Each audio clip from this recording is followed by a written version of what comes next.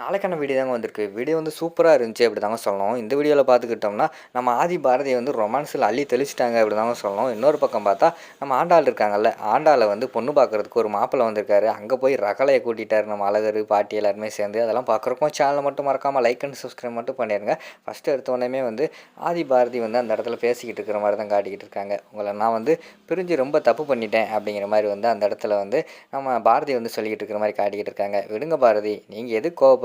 என் மேல ஒரு பொசசிவ்னஸ், என்னைய லவ் பண்றீங்க. அதனால தான் வந்து நான் என்ன பண்ணாலும் உங்களால தாங்க முடியல. அதனால தான் லவ் பண்றீங்க. அதனால தான் நீங்க வந்து இப்படி பிரிஞ்சு போறீங்க கோவப்பட்டுக்கிட்டு அப்படிங்கிற மாரி சொல்லிக்கிட்டு இருக்காங்க. இனிமே உங்கள நான் பிரியவே மாட்டேன் அப்படிங்கிற மாரி வந்து பாரதி சொல்றாங்க. நிஜமாவா? அப்படிங்கிற மாரி வந்து ஆதி கேட்டவனையும், ஆமா அப்படின்னு சொல்லிட்டு கட்டி பிடிச்சிட்டே ரொம்ப நேரமா உட்காந்துருக்காங்க. ஏங்க எவ்வளோ நேரம் தான் கட்டி பிடிச்சிட்டே உட்காந்துருக்கிறது அப்படின்னு சொல்லிட்டு ஆதி கேட்டவனே, நான் சாகுற வரைக்கும் இப்படியே இருக்கணும் போலே தோணுதுங்க அப்படிங்கிற மாரி வந்து பாரதி சொல்ற மாரி காட்டிக்கிட்டு இருக்காங்க. தமிழ் தூங்கிட்டு இருந்தவங்க எந்திரிச்சிட்டு, போதும் வாங்க படுங்க. எம்மா நீ எப்போ பார்த்தாலும் வந்து அப்பாவை கட்டி பிடிச்சிக்கிட்டே இருக்க. அப்பா நீங்களும் கெட்டு போயிட்டீங்க. எப்போ அம்மா கட்டி பிடிச்சாலும் அமைதியாகவே இருக்கீங்க அப்படிங்கிற மாதிரி சொல்லி கிண்டல் பண்ணிக்கிட்டு இருக்கிற மாதிரி காட்டுறாங்க. ஏய் ஏன் புருஷன் நான் கட்டி பிடிச்சேன் உனக்கு என்னடி அப்படின்னு சொல்லிட்டு பாரதி சொல்கிறாங்க. ஏன் அப்பாவை எதுக்கு நீ கட்டி பிடிக்க அப்படின்னு சொல்லிட்டு அவங்க வந்து அவங்கள ஆதி வந்து கட்டி பிடிக்கிறாங்க. ரெண்டு பேருமே கடைசியில் கட்டி பிடிச்சிட்டு அப்படியே நைட்டு வந்து தூங்கிடுறாங்க. மறுநாள் காலையில் விடிஞ்சிருது. பாட்டியும் அழகரும் உட்காந்து பேசிக்கிட்டு இருக்காங்க. அப்போ வந்து பாட்டி வந்து சொல்கிறாங்க, டேய் நீ வந்து ரொம்ப கோவப்பட்டுட்டு உன் பொண்டாட்டிட்ட கோவப்பட்டுக்கிட்டு இருக்காரா? ஏன்னா கூட இருக்கிறது என் மகன். அவன் எப்படிப்பட்ட ஆள்னு எனக்கு தெரியும். சும்மா தூங்கிக்கிட்டு இருந்தாலே போனோன்னு சொல்லிட்டு தூக்கி கொண்டு போய் புதைச்சி வச்சுட்டு வந்துடுவான். அப்படிப்பட்ட ஆள் கூட இருக்கான். அதனால் வந்து அவளை கொஞ்சம் கேர்ஃபுல்லாக தான்டா பார்த்துக்கணும் அப்படிங்கிற மாதிரி சொல்லிகிட்டு இருக்காங்க.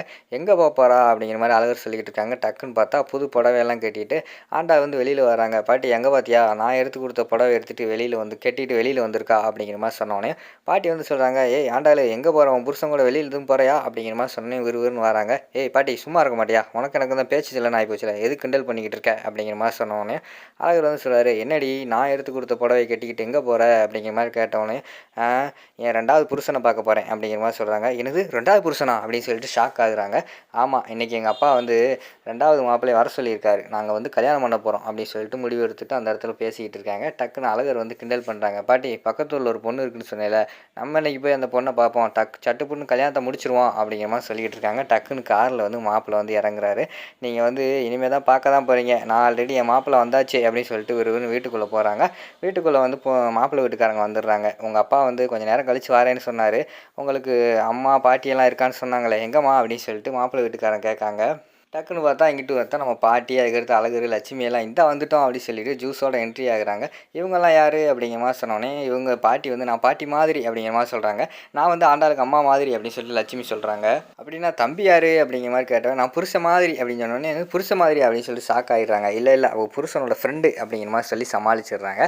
சரி மாப்பிள்ளை என்ன பண்ணுறீங்க அப்படிங்கிற மாதிரி கேட்டோடனே மாப்பிள்ளை வந்து எம்ஃபில் முடிச்சுட்டு இப்போ வந்து பாலிடெக்னிக்கில் வந்து கவர்மெண்ட் வேலை பார்த்துக்கிட்டு இருக்காரு அப்படிங்கிற மாதிரி சொல்லிக்கிட்டு இருக்காங்க. ஓ கவர்மெண்ட் வேலை அப்படிங்கிற மாதிரி சொன்னோடனையும் கவர்மெண்ட் வேலை நல்லா படிச்சுட்டு கவர்மெண்ட் வேலை பார்த்துக்கிட்டு இருக்காரு அப்படின்னு சொல்லிட்டு அந்த இடத்துல வந்து ஆண்டாள் வந்து அழகரை பார்த்து கிண்டல் பண்ணிக்கிட்டு இருக்கிற மாதிரி காட்டிக்கிட்டு இருக்காங்க. ஓ அப்படியா விஷயம் அப்படின்னு சொல்லிட்டு சரி மாப்பிள்ளை பேர் என்னது அப்படிங்கிற மாதிரி சொன்னோடனே அவருக்கு குரலை கேட்டால் லேடிஸ் வாய்ஸில் பேசுகிறாரு. அதை கேட்டோடனே எல்லாத்துக்குமே பயங்கரமாக காமெடியாக இருக்குது. இங்கே கொஞ்சம் சத்தமாக சொல்லுங்கள் அப்படின்னு சொன்னோடனே எனக்கு இவ்வளோ தாங்க வாய்ஸ் வரும் அப்படின்னு சொல்லிட்டு லேடிஸ் வாய்ஸில் பேசுகிறாரு. எல்லோரும் விழுந்து விழுந்து சிரிக்க ஆரம்பிச்சிடுறாங்க.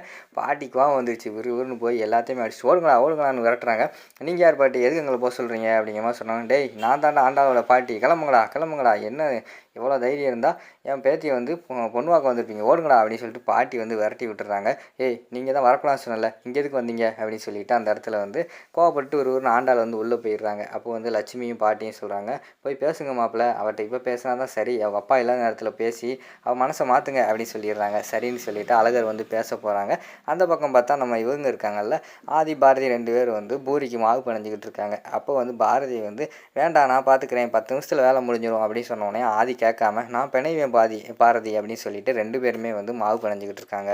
அப்போ பார்த்துக்கிட்டோம்னா நம்ம பாரதி இருக்காங்க. பாரதியை பார்த்துட்டு ஆதி வந்து சொல்கிறாங்க, லவ் பண்ணுறவங்கெல்லாம் கவிதை சொல்லுவாங்கன்னு சொல்லுவாங்க, நான் அதெல்லாம் நம்பவே இல்லை, இப்போ தான் அவங்கள பார்த்தாலே கவிதையாக வருதே அப்படின்னு சொல்லிட்டு ஆதி சொல்கிறாங்க. எங்கே ஒரு கவிதை சொல்லுங்கள் அப்படின்னு பாரதி கேட்டவொடனையும் எதை கேட்டாலும் வெக்கத்தை கொடுக்குறாயே, வெக்கத்தை கேட்டால் என்ன தருவாய் அப்படிங்கிற மாதிரி சொல்கிறாங்க. எப்படி என் கவிதை அப்படிங்கிற மாதிரி சொன்னோன்னே இது உங்கள் கவிதை கிடையாது, இது ஆல்ரெடி ஆல்ரெடி வேறு ஒருத்தர் எழுதின கவிதை எனக்குன்னு தெரியாது நினைக்கிறீங்களா அப்படிங்கிற மாதிரி சொன்னோன்னே சார் கண்டுபிடிச்சிங்களா அப்படின்னு சொல்லிட்டு அவங்க பேசிக்கிட்டு இருக்காங்க. டக்குன்னு பார்த்தா ஒரு கோழி இறகு சின்ன இறகு வந்து அவங்க தலையில் விழுந்துடுது. 2 பேர் கையிலையும் மாவாக இருக்குது. நான் வேணால் கையை கழுவிட்டு எடுத்து விட்றேன் அப்படின்னு பாரதி சொல்கிறாங்க. அதெல்லாம் வேண்டாம் அப்படின்னு சொல்லிட்டு ஆதி வந்து வாயாலே ஊதி ஊதி அந்த இதை வந்து எடுக்காங்க. அது பார்த்தா கன்னத்தில் வந்து நிற்கிது. திருப்பி கன்னத்தில் ஊதுறாங்க. திருப்பி பார்த்தா கழுத்தில் வந்து நின்றுக்கிட்டு இருக்குது. கழுத்துலேயும் ஊதிக்கிட்டு ஒரு ரொமான்ஸ் பேக்ரவுண்ட் சாங்கெல்லாம் போட்டு பட்டையை கிளப்பிக்கிட்டு இருக்காங்க. அதோட பார்த்துக்கிட்டிங்கன்னா அந்த ஃபஸ்ட்டு பார்ட்டை வந்து முடிச்சிடுறாங்க.